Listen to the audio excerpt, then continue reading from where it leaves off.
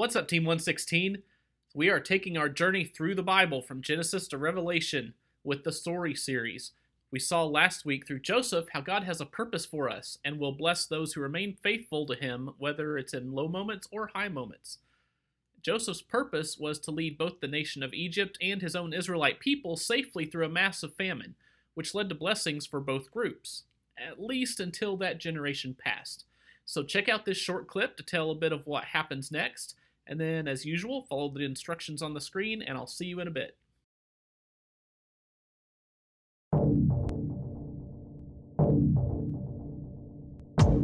After Joseph and his brothers died, the population of Israelites living in Egypt exploded. It grew so large that the new Pharaoh was fearful that they would form an army against Egypt. So he made the Israelites slaves, forcing them to make bricks all day long. Then, Pharaoh took it a step further. He issued a ruling that all newborn Hebrew boys should be killed. Soon after that, an Israelite woman gave birth to a son. Fearful he would be killed, she put him in a basket and placed him in the Nile River. The basket floated downstream and was found by Pharaoh's daughter. She raised the boy in Pharaoh's palace as if he were her own child. She named him Moses. Years later, Moses saw an Egyptian beating an Israelite slave. Moses became angry and murdered the Egyptian. Fearing for his own life, Moses fled into the wilderness where he became a shepherd. One day while he was tending his flock, he saw something incredible. A bush that was engulfed in flames but was not burning up. Then Moses heard God's voice coming from the bush. God had seen the suffering of the Israelites and wanted Moses to lead the people out of Egypt. So Moses went back to Egypt and met with Pharaoh. He asked that the Israelites be given a short break from their labor to hold a festival to worship God. Pharaoh not only denied the request, but made the Israelites' work even more difficult to punish them. But this was just the beginning. To prove that God was on Israel's side, God brought great disasters called plagues on Egypt. God made all the water of Egypt turn into blood, filled the land with frogs and insects, sent diseases to kill the Egyptian animals, gave the people terrible swords, and brought terrible thunderstorms and terrifying darkness. Then God sent one final plague. God protected the Israelites by giving instructions to each family to take a perfect sheep, sacrifice it, and put its blood on the door frames of their houses. The Israelites did what God commanded. At midnight, God moved throughout Egypt, and every firstborn son, including Pharaoh's, were killed. But God passed over every house that had blood on its doorframe. Pharaoh was so overwhelmed that he practically begged the Israelites to leave. So in the middle of the night, after living there for 430 years, the Israelites left Egypt. However, Pharaoh once again changed his mind and sent his armies after the Israelites.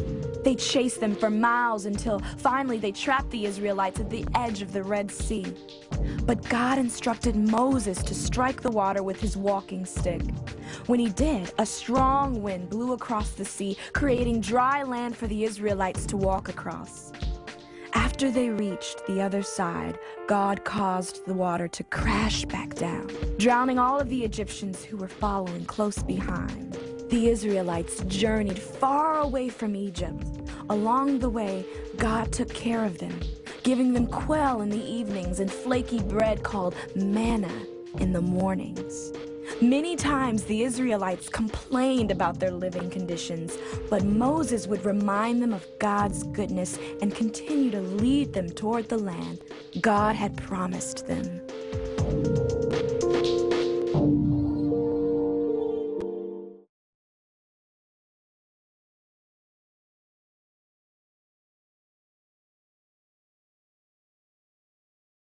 Well, I hope these see the story moments are being helpful for you, that they're helping you find God's influence through the segments a little bit more. So for my See the Story creation this week, I used a picture of a mail truck but I changed the logo to be the cross on there. So I'll swing back around to this towards the end, explain that a little more. Well, our journey picks up a bit beyond Joseph's generation from last week, as that entire generation is now dead, including the Pharaoh who favored him. The Israelites had grown quite large by this point. Over 9,000! And the new Pharaoh was worried that they would turn on him and the Egyptians. So Pharaoh made the Israelites slaves of the Egyptians, treating them very harshly and having them do incredibly hard labor. He also ordered all newborn Israelite boys to be killed. And this is where we first meet Moses, because it's under this kill order that he's been born and kept hidden before the story we all know of him being put in the basket on the Nile River. Well, Pharaoh's daughter finds him and adopts him as her own son, even though she knows he is an Israelite. And Moses, being raised under the royal family, he was educated in all the wisdom of the Egyptians and was powerful in speech and action, skills that God would use later in the freedom of his people. We also know that Moses knew he was an Israelite and not an Egyptian, knowledge which obviously wrestled within him for a long time, in fact, until the next time we see Moses at 40 years old. One day, after Moses had grown up, he went out to where his own people were and watched them at their hard labor. He saw an Egyptian beating a Hebrew, one of his own people. Looking this way and that, and seeing no one, he killed the Egyptian and hid him in the sand. The next day he went out and saw two Hebrews fighting. He asked the one in the wrong, "Why are you hitting your fellow Hebrew?" The man said, "Who made you ruler and judge over us? Are you thinking of killing me as you killed the Egyptian?" Then Moses was afraid and thought, "What I did must have become known." When Pharaoh heard of this, he tried to kill Moses, but Moses fled from Pharaoh and went to live in Midian. Now there's a lot to unpack in these 5 verses, but there's a supplemental verse we need to add for full context as we look at these 5, and that's Acts 7:25, which says Moses thought that his own people would realize that God was using him to rescue them, but they did not. So we can see Moses has reached a point where, whether it's out of a sense of compassion or justice or both, he wants to help his true people and believes he is meant to deliver his people, even if it means killing his adopted people. I have brought peace, freedom, justice, and security to my new empire. Verse 12 shows us Moses clearly committing to murder as he looked for watchful eyes before attacking the Egyptian. He also wants to help keep peace and justice between his people, as we see when he confronts the two that were fighting. We and Moses are also shown, though, that while he may want to become a leader among them to help them, they clearly do not want him involved at all or trust him. At the end of these 5 verses, we also see Moses having to flee both groups of people he belonged to. He had to flee from his people because they didn't trust him, they didn't consider him to be or want him to be the one to deliver them.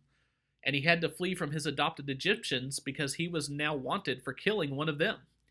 In a 2-day span, Moses went from being a prince of Egypt living in safety and luxury who placed the title of deliverer upon himself to being a wanted killer, outcast from both his adopted and true heritages. How would you be feeling if your life changed that drastically 2 days from now? Well, Moses, through keeping his sense of justice, met a family who helped him get settled and even start his own family at his new home in Midian, a home he lived in for the next 40 years. During that long period, the king of Egypt died. The Israelites groaned in their slavery and cried out, and their cry for help because of their slavery went up to God. So once God heard the desperate cry of his people, he began to implement his plan to deliver them, starting with his call to Moses through the burning bush. The Lord said, "I have indeed seen the misery of my people in Egypt. I have heard them crying out because of their slave drivers, and I am concerned about their suffering. So now, go. I am sending you to Pharaoh to bring my people, the Israelites, out of Egypt." Now you might ask the question, why did it take so long for God to free the Israelites from slavery? We aren't told for sure, but if you think back to what we've seen from God even just in Genesis, you can find some common links to Moses and the Israelite deliverance. For one, if God rarely, if ever, fulfills a promised blessing immediately, and generally, the bigger the blessing, the longer we usually have to wait. Now, before you go blaming God for that, think about how often we already treat God like a genie or a vending machine where you make your wish or push the button and expect the blessing to just show up. Step 1, rub the lamp. Step 2, say what you want. Step 3, there is no step 3. See, it's that easy. That's putting our faith and praising the blessing more than the God who provides it.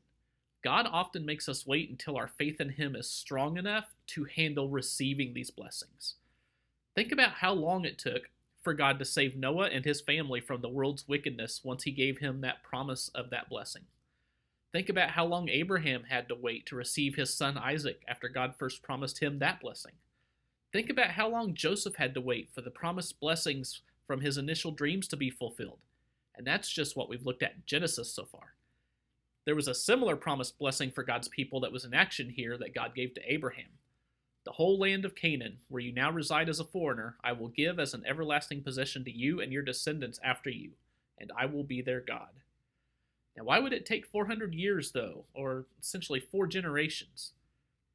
Well, remember how they started living with the Egyptians as blessed and welcome guests of Joseph's. It was a process for the Israelites to come to that breaking point where they were done being enslaved, where they'd had enough and cried out desperately for God to save them. If that sounds like a bad take, think about your life. Isn't that exactly how we are a lot of times? We'll let what people think of us, how people treat us, or even worse, our own sin enslave us.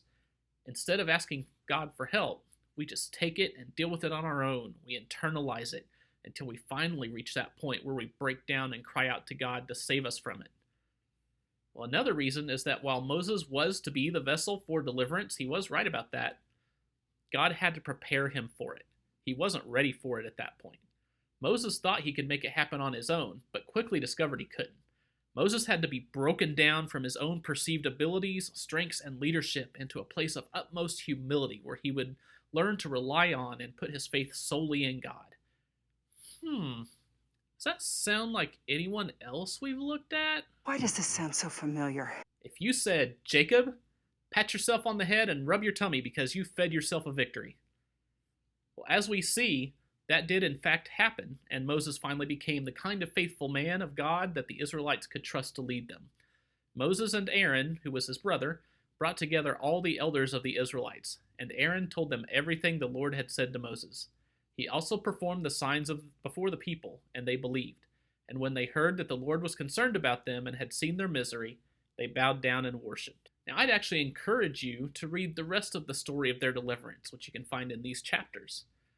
You likely already know most of the overarching things as they talked about in the beginning clip regarding Moses confronting Pharaoh, the plagues, and that final step of freedom when they crossed the Red Sea.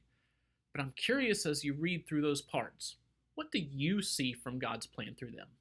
What did you learn that you didn't know about how it all happened before? This week was a look specifically into how God is a God of deliverance, which is where my see the story image came in, right? Think about mail delivery. Doesn't matter what the conditions are, they're delivering. Same with God. God is a God of deliverance. Doesn't matter what the conditions, He's going to deliver. God delivered Moses from himself, from his internal conflicts, from the luxuries keeping him from God, and from death, twice, to become the leader of his people. God delivered the Israelites from their enslavement and their oppression into freedom on the path to fulfilling his blessing of the Promised Land. Now note that while they are free at the end of this, they haven't reached the Promised Land yet, but we'll take that journey with them over the next couple weeks. Now I love also how the last step of his deliverance for them here, crossing the Red Sea, is an illustration to how God provides our ultimate deliverance and freedom today. When the Israelites crossed the Red Sea, that water washed away all that enslaved them. It washed away all that past. It washed away the Egyptians. Baptism is like that for us. Our faithful step, following Jesus, where all that enslaves us is washed away, where we are freed and delivered from being its slave. Whoever believes and is baptized will be saved, but whoever does not believe will be condemned. Imagine if the Israelites had not taken that step of faith to cross the Red Sea and accept that freedom. If you've not taken that step of faith with Jesus, look across the river to the freedom that awaits and ask yourself, what's keeping you from claiming it? Now's your time to join the story for this week by sharing maybe how you would answer some of the questions I've already asked in this video, how you could relate to Moses. What did you learn about God's character from this section of the Bible? What are you captive or enslaved by? And are you crying out desperately for God to free you from it, or are you just dealing with it? And what blessings has God promised you, and are you letting Him prepare you to receive them? So praise God this week for His deliverance, and I'll see you all on the next part of our journey.